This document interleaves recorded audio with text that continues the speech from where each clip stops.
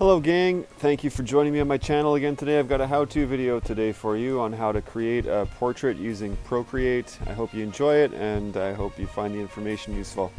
I'll check in with you after. Okay guys, well I've got a process video for you here that I wanted to share. I did a portrait and I want to explain some of my approaches to doing this. The first thing is to keep things simple. There's an awesome illustrator named Marko Drujevic. He has done a lot of covers for Marvel and different things throughout the years. And one of the things I learned from him when I attended a virtual workshop with him was to keep things simple, to use few layers and use few brushes. The tool sets for digital creation, they should be viewed similar to any other tool. They're just a tool. They shouldn't be relied on as like a crutch or seen as a crutch or something that you're going to use a whole bunch of bells and whistles to get your artwork out. They're just a medium for drawing, the same as charcoal or pencil. So you can see here in Procreate, I usually just use a 2B pencil brush, which is a default brush that comes with the program, and I find it really great for sketching. It's under the sketching options in the brush palette at the top of your screen when you're in Procreate, and it's just a wonderful little pencil tool. It feels quite natural, and if you turn your pencil on edge, you can kind of see a nice density of the edge of the pencil as well. And then for painting, I ended up finding some brushes online, which I will share a little bit more about later in this video. But you can see when I'm working, I try to keep to 2 to 3 layers. I'll do a pencil layer, which is where my drawing is, and then I will do a layer underneath that to start to apply my colors, and you'll be able to see that here. So right here I'm drawing with the pencil tool just to kind of play around, and you can kind of see how it applies on the screen. And then these are the brushes that I found very useful for painting. There's some default brushes in Procreate which aren't too bad. Right there I'm using just a flat brush. But I found a number of brushes online that I thought worked really well, and I kind of prefer those. They're called brush up brushes, and I'll put a link, as I said, but I just find that they are a little bit closer to sort of the feel of the brushes that I used in Photoshop. So you have to remember I'm coming to Procreate kind of fresh out of Photoshop, so that's one digital tool set that I've become very accustomed to and comfortable with. And so I'm kind of jumping into Procreate and trying to, I guess, make the software function in a way that's, I guess, comfortable for me in how I worked in Photoshop. And I think I still have some experimentation to do in order to get it there, but I think it's coming along. So you can kind of see here, the nice thing about those oils is that those brushes that they blend really well. So when you're done your piece, there's some really nice tools in Procreate for sharing your work. It tracks your video, which you can play back at any time to kind of see your progress, or you can export a video, which you can use to put on YouTube or to share with people. Exporting images is really easy. It's just a one-click export. You can save to a file. You can share to Dropbox. There's all kinds of nice, simple functions for that. You can text it, email it, whatever you want. So Procreate has proven to be really useful in that way. One of the keys to doing a successful portrait in any medium is your reference. So here you can see, for this piece, how I worked was I've got sort of this group of images in my Instagram that are, I guess, saved images that I like, images that I want to use. And those images I just referenced, so I just brought up this image here and used that as a reference for this portrait. It's Julia Brenner, I think Brenner Julia on Instagram, so she takes a whole bunch of portraits. So I thought she has a great face, and I thought it'd be fun to do a portrait of her. So that's how I jump in. You can use anything for reference, really, but I just found, in this case, I just wanted to use my phone and have it handy and just reference from the phone. So you can't see it here on screen, but it's just to the left of my iPad on the table, and I'm just kind of looking back and forth as I draw. And so in previous videos, such as the one that I posted a little while ago. I posted a quick process video for Anne of Green Gables piece that I did in Procreate. And that piece, I had the photograph right on my screen while I drew, which you can do as well. And that gives you a really close context to be able to compare your drawing to your photo. You can see here, so one of the key components of portrait drawing and drawing the figure in general is understanding structure. And you do that by studying. So in this case, I'm using, oh, yeah, so just a quick note about the glove that I'm wearing. So I've got this cool glove, it's called Smudeguard. And this glove is really great for drawing on screens. I've even used it on my Cintiq, and I've found that since using this glove, I draw more with my arm and less with my wrist. In this case, I'm drawing on a small sort of controlled manner, so I am drawing with my wrist currently in the video. But when I work on things like the painting and the coloring, I'll tend to do more broad strokes with my arm, which is far more comfortable to do with this glove on because my hand slides across the surface and it doesn't stick and catch anywhere. It also removes any sort of random brush marks and stuff that I don't want to have from my palm. I think you can adjust palm detection, but I just haven't gotten there. I've sort of chosen to work this way instead. So anyways, getting back to structure. So learning proper structure is important. In this case, I'm applying the Reilly method. And I say applying because I'm sort of using the Reilly method as a base, but I'm massaging it and applying it in a way that makes sense to me. So it's not 100% tight to the Reilly method. There's pieces that I'm leaving out. Some of the rhythm lines aren't all entirely there.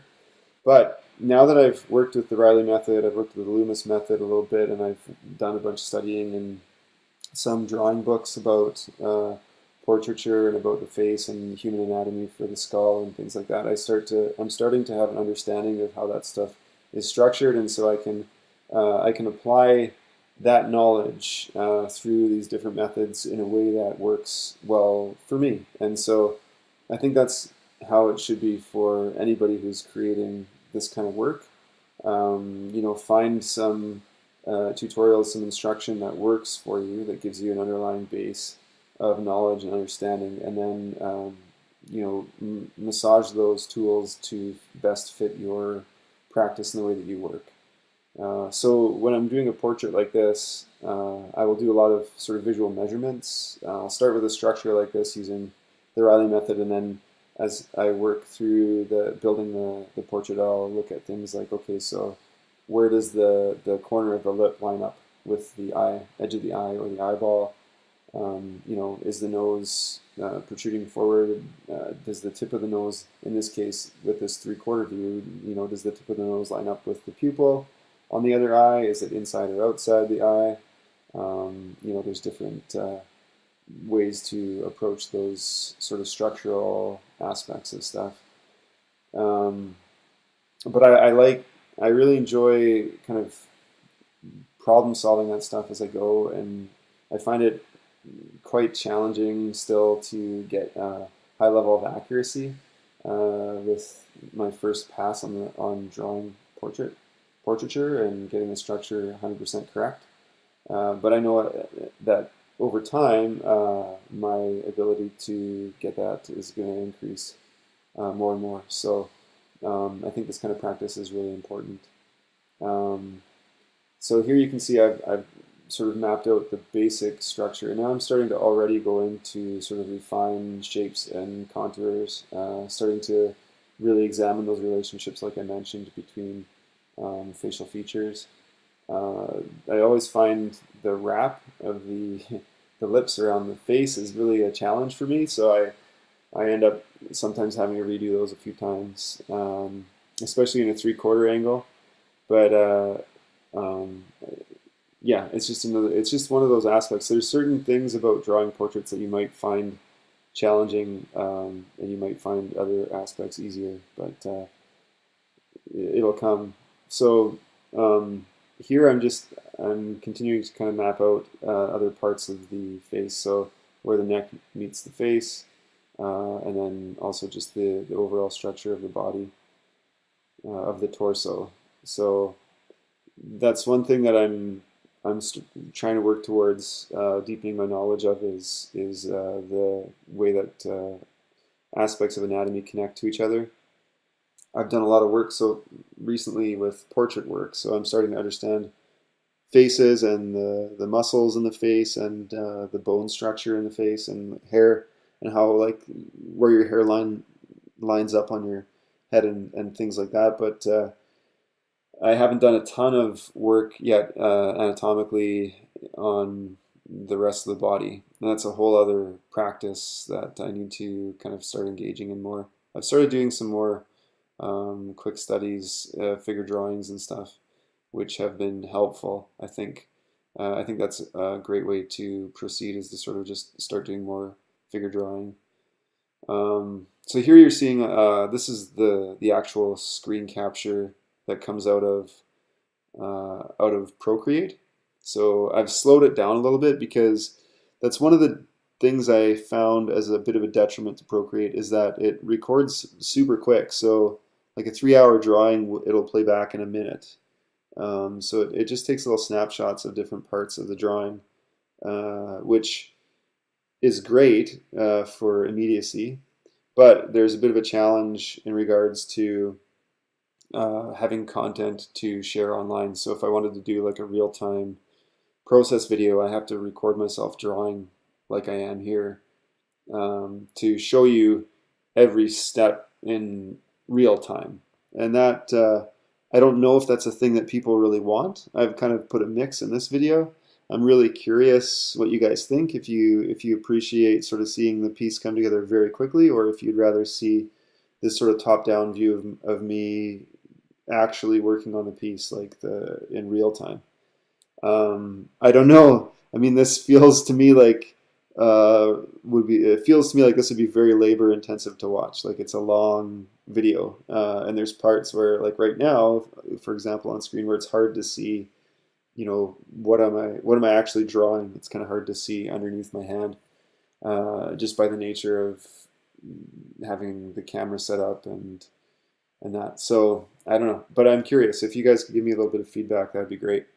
In regards to what I'm doing right now, I've selected, so I've got this drawing pretty much getting there, and then I've gone and I've selected white, and now I'm painting with a white pencil, essentially blocking out some of the black, some of my sketchy lines, and just sort of trying to correct the structure a little bit, just a little bit of chiseling and massaging of those relationships between the structure of the face.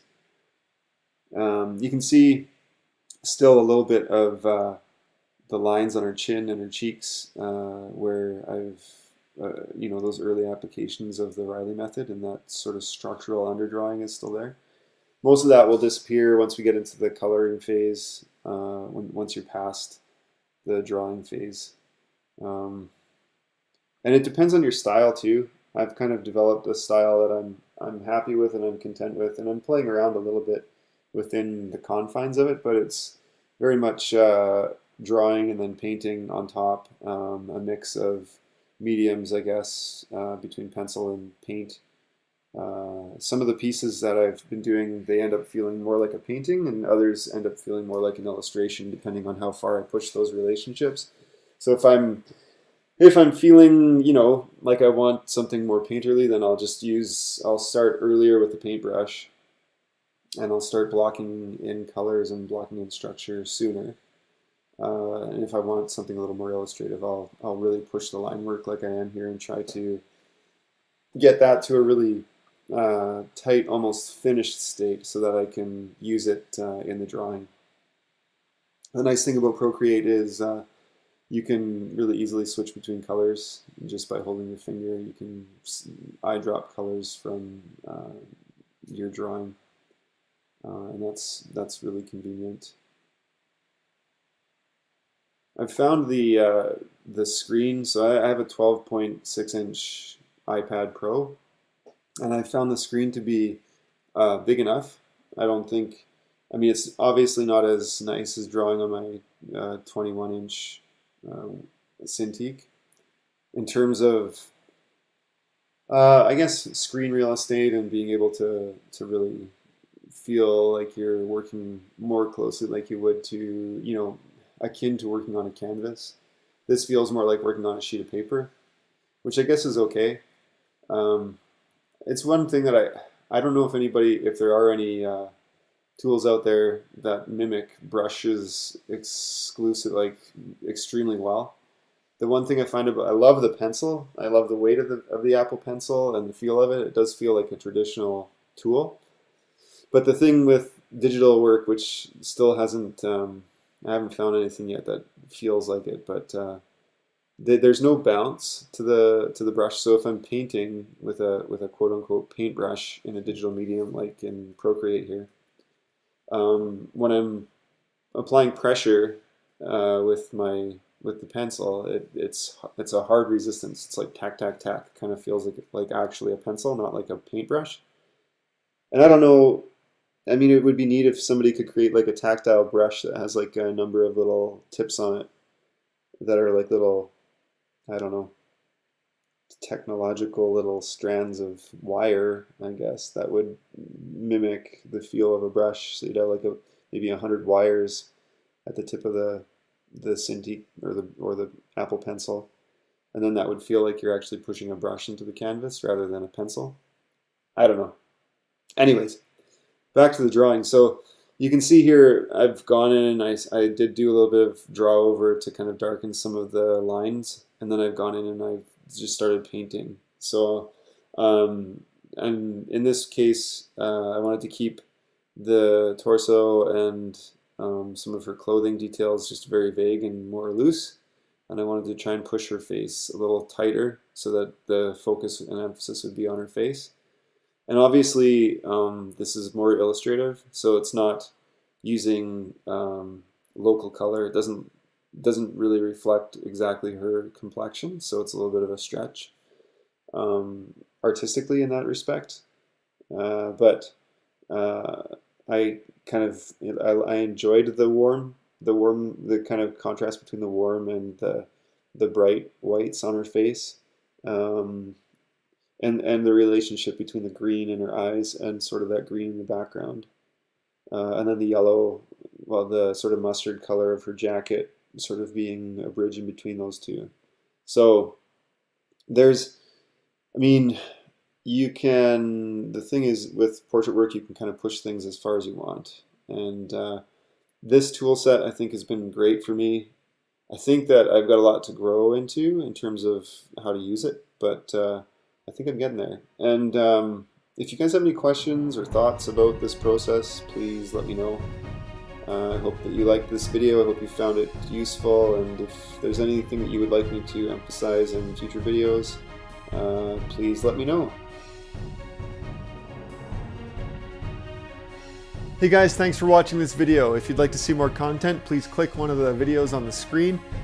If you'd like to be notified when all my videos go up, please click the bell icon. And if you'd like to follow me on social medias, you can find me on patreon.com/Corey Lansdell. I'm at Corey Lansdell on Twitter and Instagram, and you can find me on Facebook as well. Until next time, you guys, be good to each other.